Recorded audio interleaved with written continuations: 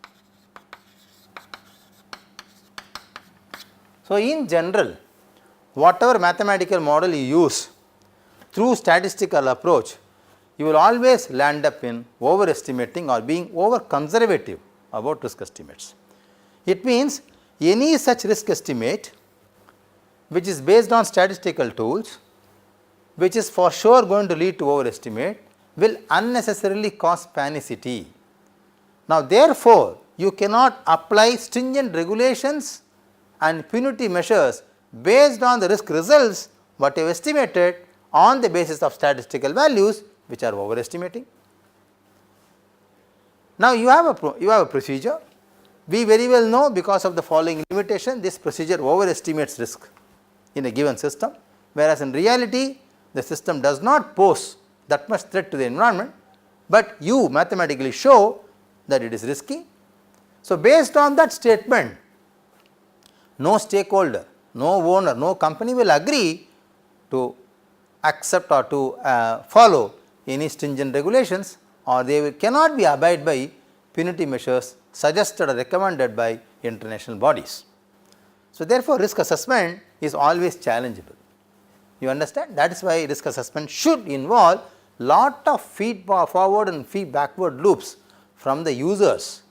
So, it should not remain purely mathematical, it should become user interfaced mathematics.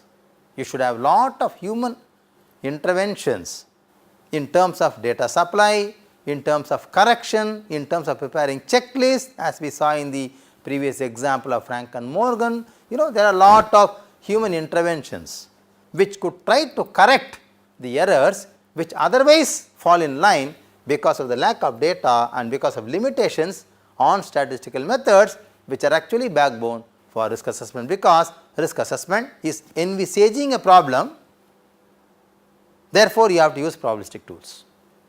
Is it clear? Now, what is an alternative for this? Now, we have one issue. Is there any alternative for this? Alternative risk assessment is on the comparative scale. Alternatively, one can do risk assessment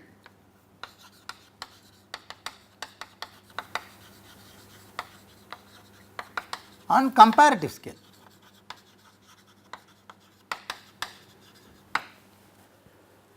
You should have a referent structural system, or a plant or an offshore industry.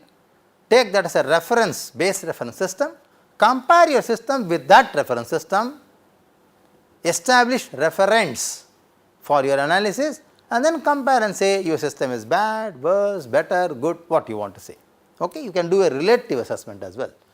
But this method is impractical in offshore engineering, because it is very rather difficult to establish a reference system at all, because every system inherently has hazards inbuilt implicitly in the system because of the nature of operation, because exploration, production, drilling, etc., do have hazards implicitly present in the design itself. You cannot eliminate them. We already said that offshore industry cannot be associated with the zero risk industry at all ever. What we can all do is how we can plan to minimize the consequences caused by the risk, or to eradicate completely the hazardous situation. You cannot say I am going to design a system which is non-hazardous. It is not possible, because it is, there are very parameters we have discussed in the previous lecture modules, etc. It is actually beyond the control of any human design that you can make an offshore engineering design or any plant or any production unit or any process unit which is completely non-hazardous. It is not possible at all. Okay?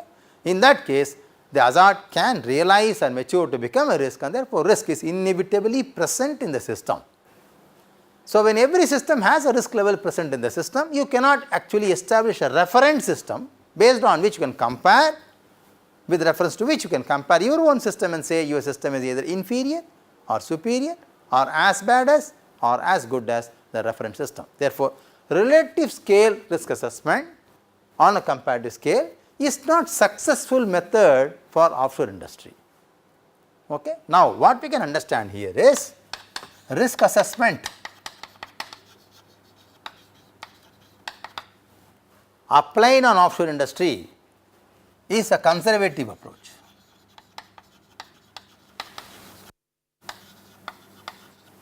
It means it overestimates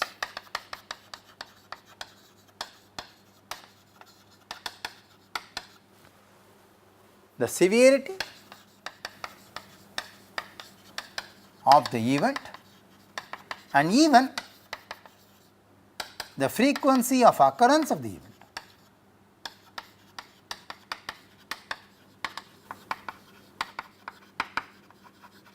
So, it overestimates.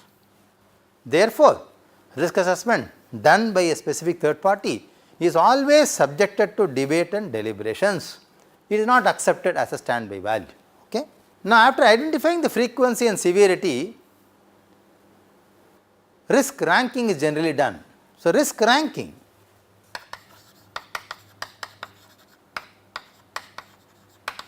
which is generally done after identifying the frequency of the event, of occurrence of event and the severity of the event if occurred,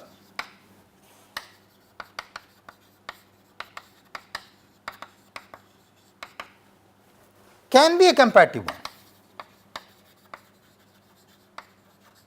because risk ranking is always comparative. What is the main advantage of this method of risk assessment? This method of risk assessment will be able to tell you to pay attention or to focus HSE norms towards the most critical sector or department or section of the group. So, that way it is very advantageous, it is very good, because it helps you to pay attention relatively amongst the departments, relatively amongst the industry present, relatively amongst the group present in your given section. You will know which group is highly vulnerable. Okay. Therefore, comparative method of risk assessment is seen as one of the effective tool of risk reduction. Okay. So, this is seen as one of the efficient tools of risk reduction.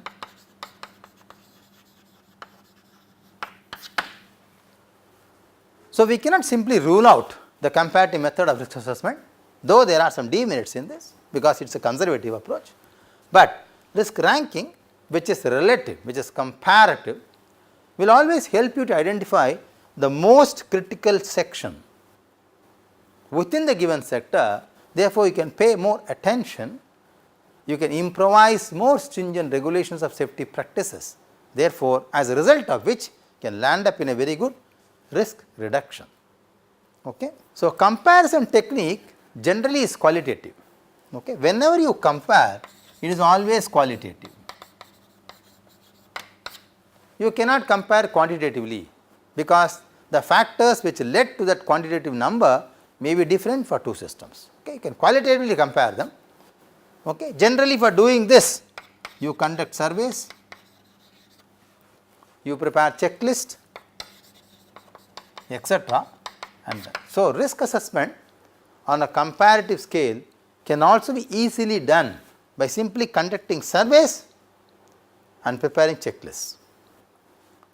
So, based on the checklist prepared by you and comparing systems of A, B, C, etc., you can always risk rank them and then identify the most critical section or the most critical system or the most critical platform, let us say, in a given system of Gulf of Mexico, for example, and pay attention more and more to that, so that risk reduction can be discharged effectively. So, we also said in the last lecture that based upon the National Academy standards, there are 4 ways by which you can do chemical risk assessment, which is one of the important and serious threat to the environment, especially from the process industries, and oil and gas industry is no exemption from that. There are 4 steps. So, we will elaborate this slightly now and try to understand how they can be influencing the end result in terms of risk assessment, especially when we talk about chemical exposure risk assessment. So, in that if you recollect the last lecture's notes, you will see that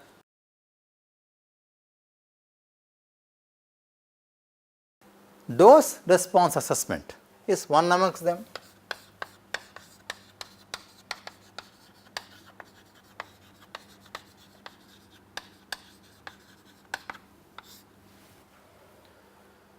This involves describing the quantitative relationship.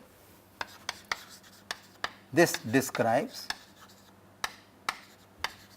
quantitative relationship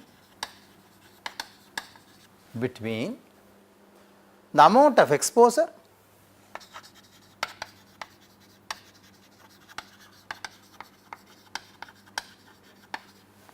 and the extent of toxic injury.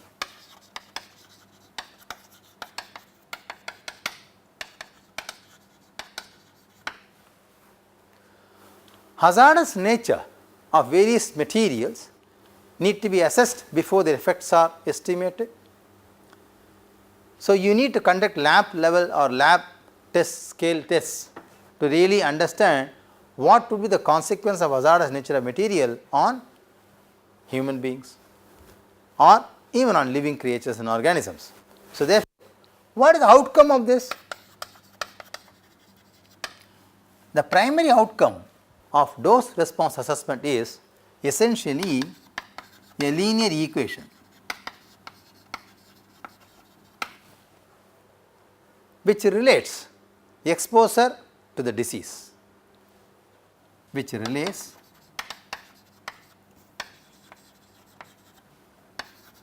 chemical exposure or dose exposure to the disease which is consequence of this exposure. Generally, it is done by regression analysis. Why regression analysis? Because exposure is affected or influenced by various factors: temperature, weather, wind direction, concentration of chemical, etc. Response to exposure on any human being also depends on age, sex, weight, etc. If you have any primary infection, etc. So, both have many data. So, it is very difficult to really find out a linear relationship connecting these two, unless otherwise you take various parameters and see which amongst these parameters influences or causes the maximum influence on the human being. Therefore, regression analysis is generally used for dose response assessment.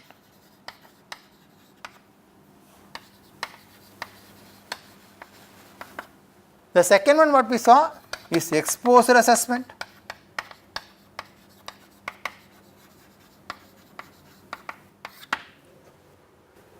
Actually, this assessment deals with or describes, let us say, the nature and size of population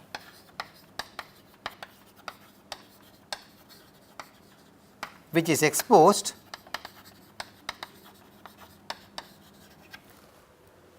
to the dose agent.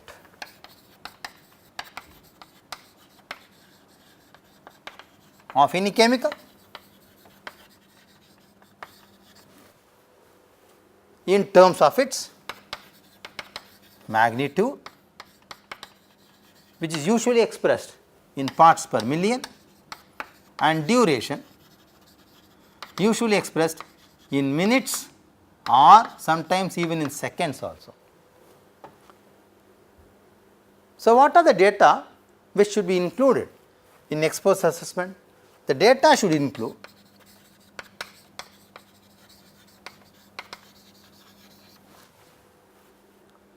analysis of toxicants,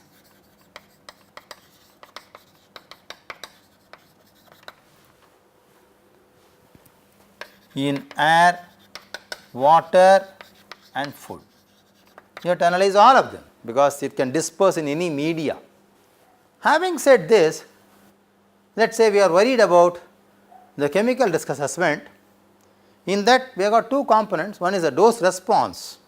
What is the response of the human being or the population of the society when exposed to a specific chemical or a specific dosage, which includes or which outcomes as a linear equation between the quantity released and the extent of exposure, and also depending upon the climatic conditions, the data, otherwise in dispersion models, etc., we also do exposure assessment.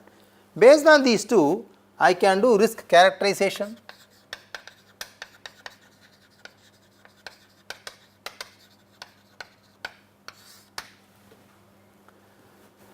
Now, risk characterization is actually integration of data and analysis.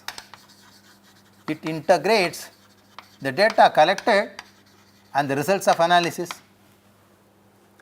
It determines whether the person working in the process industry and the general public nearby habitat will experience the effects of exposure or not.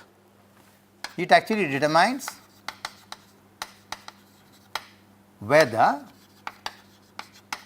the person working in the industry, I should say process industry, or the public living nearby the industry will experience the effect of the chemical release or not.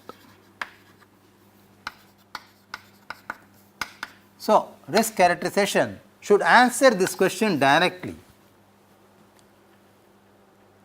Of course, while doing so, it includes various uncertainties which arise from the entire process involved in risk assessment. The fourth stage followed by this could be hazard identification,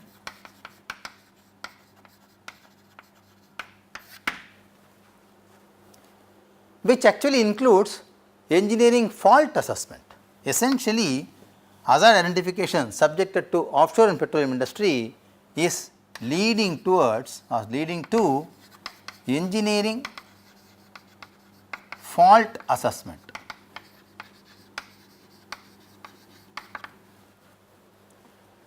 Basically, hazard assessment or identification essentially is used, hazard, this is called hazard identification. Hazard is generally used to evaluate the reliability of specific segments of any process industry which is in operation. So, what is the hazard cost when the industry is functional? It does not talk about what would be the hazard cost if the industry is not yet remain functional. If you do not commission industry or process industry, you cannot do hazard identification. Hazard identification is a live problem.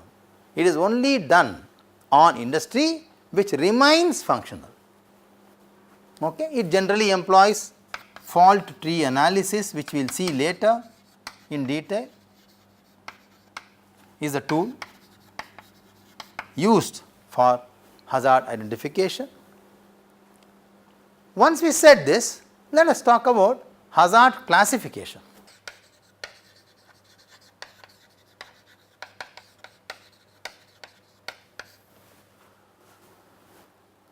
The first step in all risk assessments or in QRA is hazard. So, the first step in all risk assessments or any quantitative method used for risk assessment is hazard identification. First, you have to identify the hazard. Hazard. The purpose of hazard is to identify all hazards associated with the planned operational activities. So, this should identify all hazards associated with the operational activities.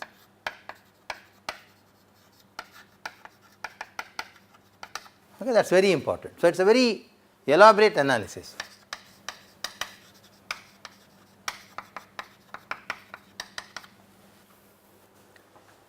It gives a very useful picture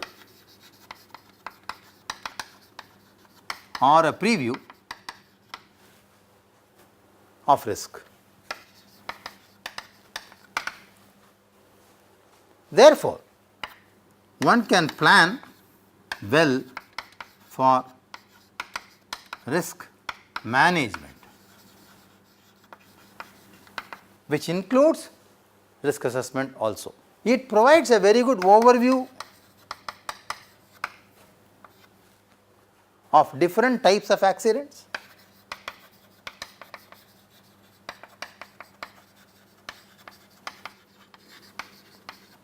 that could occur. Please understand,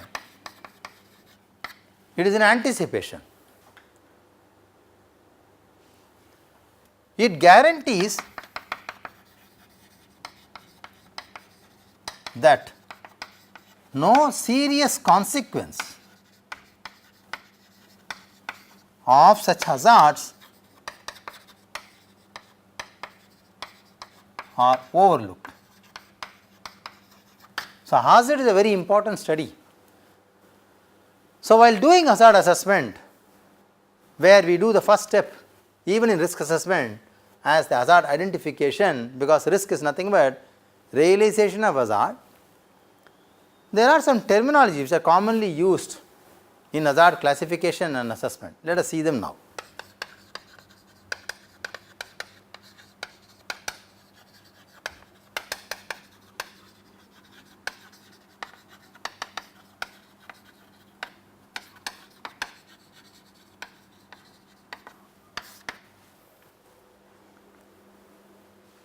Let us start from what we already know. Hazard is a chemical or a physical condition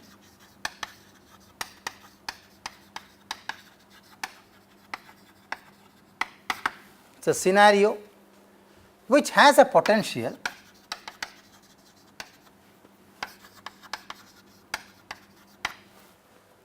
to cause damage to people, property, environment.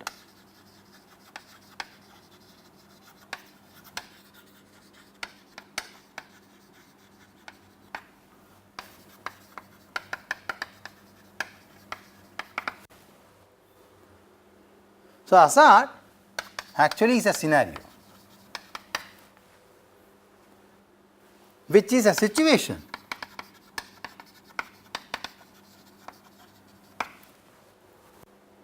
resulting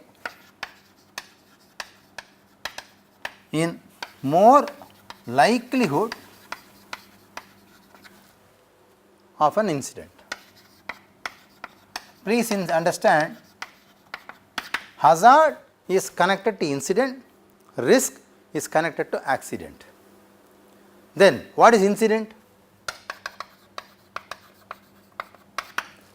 Incident refers to loss of contamination of material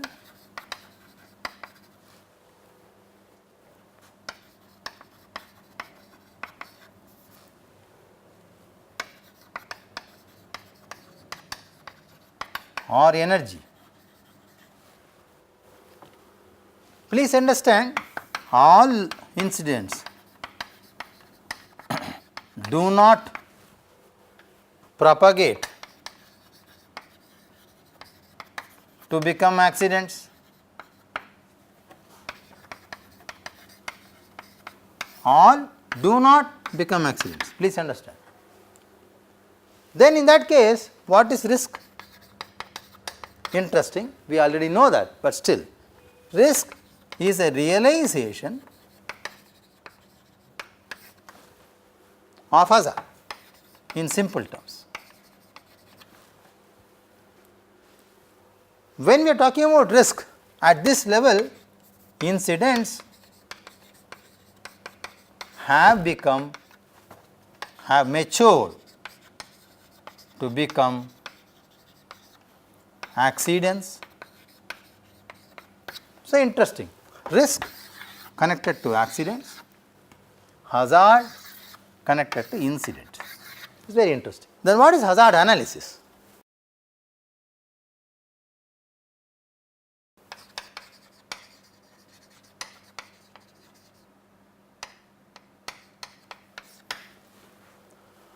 Hazard analysis is a method of identifying undesired events.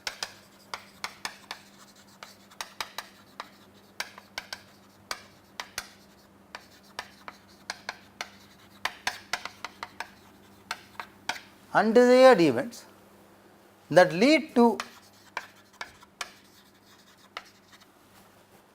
realization of hazard,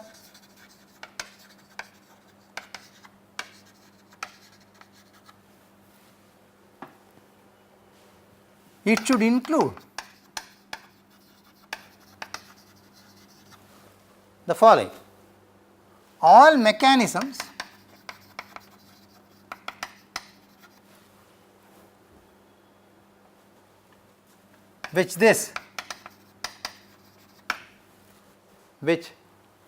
by which all mechanisms by which these undesired events could occur.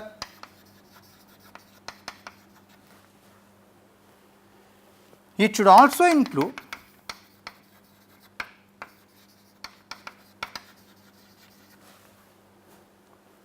the extent, magnitude and likelihood of any harmful events. So, one can see here hazard analysis, it is an opening step of risk assessment, because even in hazard analysis you look for the likelihood which is as same as frequency of occurrence, you look for magnitude which is as same as consequence. So, the product of these two we already know is nothing but risk. So, therefore, what is the classical hairline difference between risk analysis and hazard analysis? Hazard analysis is done on incidents which may materialize to become accidents, and therefore, all processes are projected or likely to happen. Whereas, in risk analysis it is always a post accident scenario. You have to have a previous data of a similar nature in kind to estimate risk on a given system. So, risk is nothing but realization of hazard. So, it is an advanced step of hazard. That is why in hazard analysis we do not talk about economic perspective, because that will definitely give you a wrong figure. Whereas, in risk assessment you already know the damage caused to the system. Therefore, economic perspective is very important in risk assessment. So, hazard identification, coming back to the original problem, deals with engineering failure.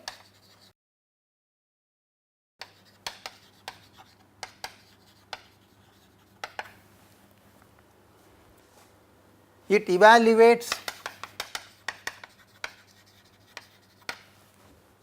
the reliability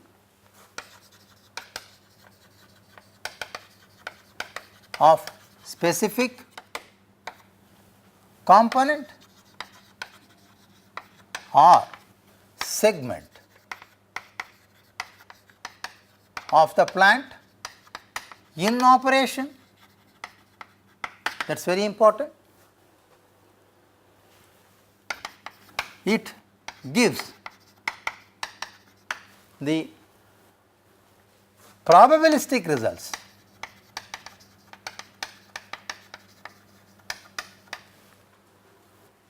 of its operational and design failure.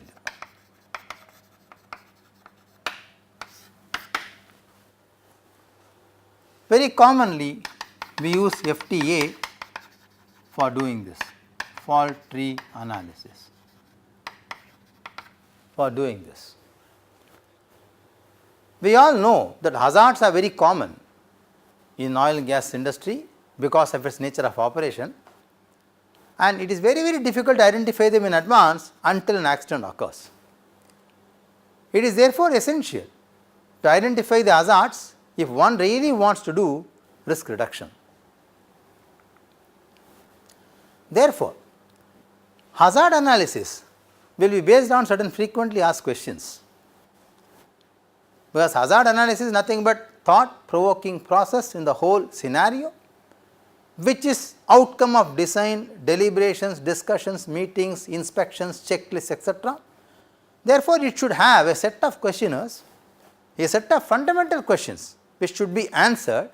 The answers of these questions will actually become a document of hazard analysis. So, what are these questions? So, hazard assessment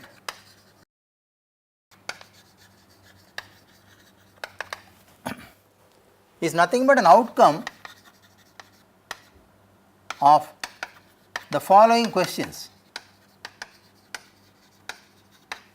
Let us see what are these questions. First, what are the hazards present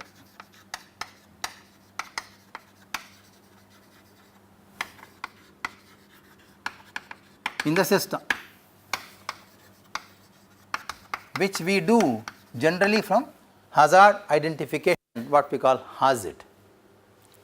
Second question, once you do identification, then what can go wrong and why? So, this is about engineering fault assessment, because you have to give a reason. If you say the equipment can go wrong, you must say under the following temperature and pressure, the equipment can become malfunctional. You have to give a reason. So, it is an engineering fault assessment. The third question, which will also lead to hazard analysis or assessment, is that what are the chances that they can go wrong? Okay. This is an extension of hazard analysis, where we are talking about the probability of failure, which is maybe frequency of occurrence of an event,